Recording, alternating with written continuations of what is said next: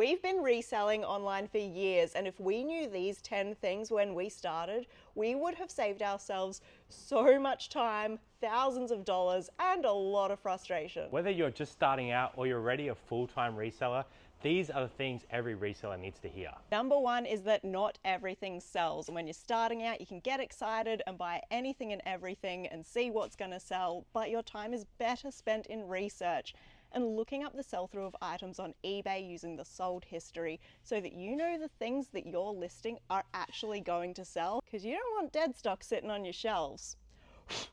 Point 2 is time is everything. They say time is money and there's no money lost like inefficiencies in your business. And you want to make sure that you're building processes that are going to help you save the most amount of time. So whether that's building relationships when you're sourcing, making sure that your batch listing all like items together so your photography process is better, building good storage processes so that you actually know where your item is, and building good shipping policies and processes that allow you to get those items out the door to the customer the fastest. Number 3 is that eBay rewards consistency across the board. So we want to be listing good quality items as often as we can, sending out our orders when we've said that we're going to send them out, responding to messages as quickly as possible so that they can see that we are active and responsive every day. Number 4 is that it is your photos and your titles that sell an item. You don't necessarily need a big setup or big box lights like this, just so long as your photos are showing the item exactly how the customer is going to receive it and they look clean and clear and crisp.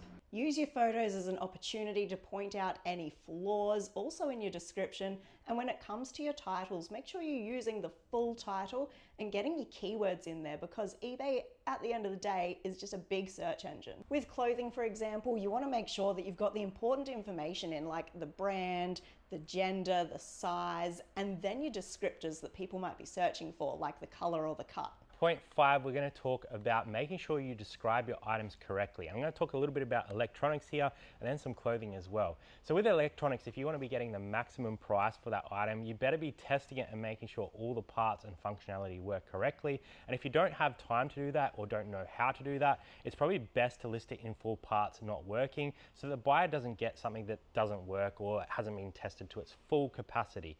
Same goes with clothing. There are condition descriptions now, excellent, fair and good.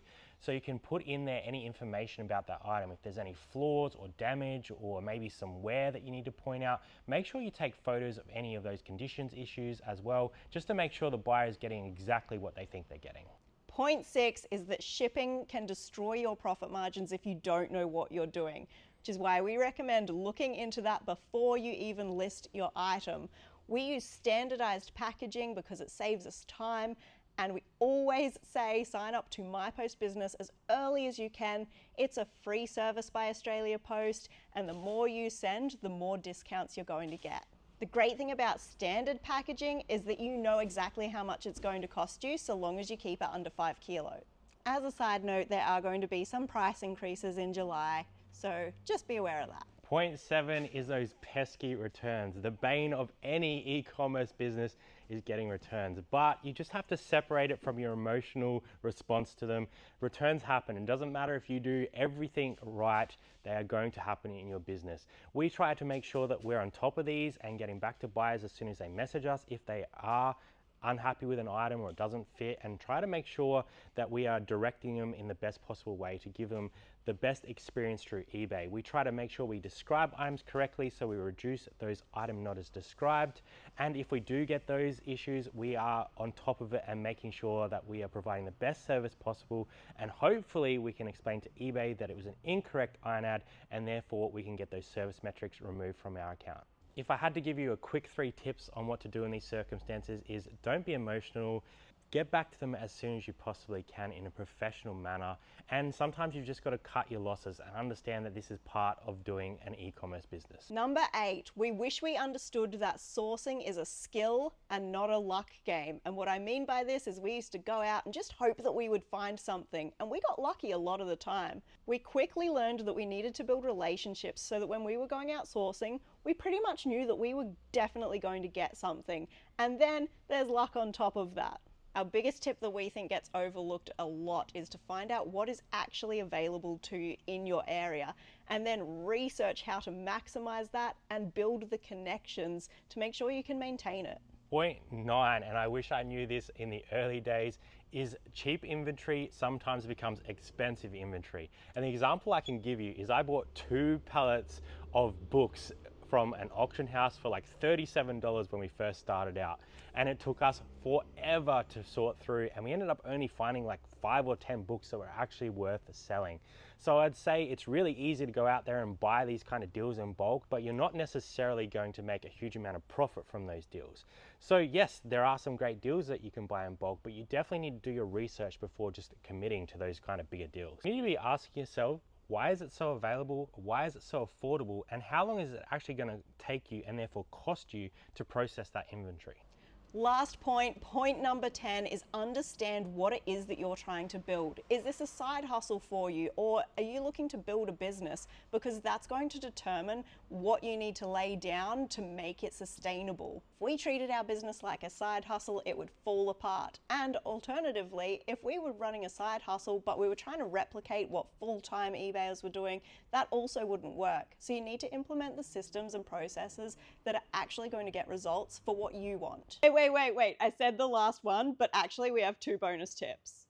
Bonus tip number 1 is to track everything from the beginning, and we mean your stock and also your finances. So your inventory, you want to have a nice system where you know where things are. When you only have a few things, it doesn't seem important.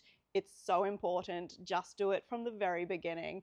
And with finances, we like to keep a nice visual so that we know how we're tracking, but we also input everything into our spreadsheet every Monday. We do that weekly to keep it nice and manageable. If you don't know where you're sitting with your numbers, then there is no point running a business. Bonus tip number 2 is community will accelerate your growth. The biggest mistake we made early on was trying to figure a lot of this stuff out on our own. Luckily now there is so many resources available talking about reselling in Australia that it would be silly not to use all of them to find out what's going to work for you. And not only using and watching YouTube videos, but building a community around yourself in your area, because you can help each other out. You can't be everywhere all the time. So if you know that someone's looking for video games and you don't really sell video games, you can pick them up for them. And conversely, maybe they could be picking up items for you that you are able to resell on your eBay store. The more people that you can have like this, and it's a win-win for both of you, the better your businesses are going to do. And the more people you can surround yourself with, the more information you're able to share and bounce ideas off each other, and hopefully you'll grow a bigger and better reselling business for having those people around you. These 10 hard-learned lessons shaped everything about the way we run our reselling business today. Please tell us in the comments which things you wish you knew when you were just starting out, and we will build this list together.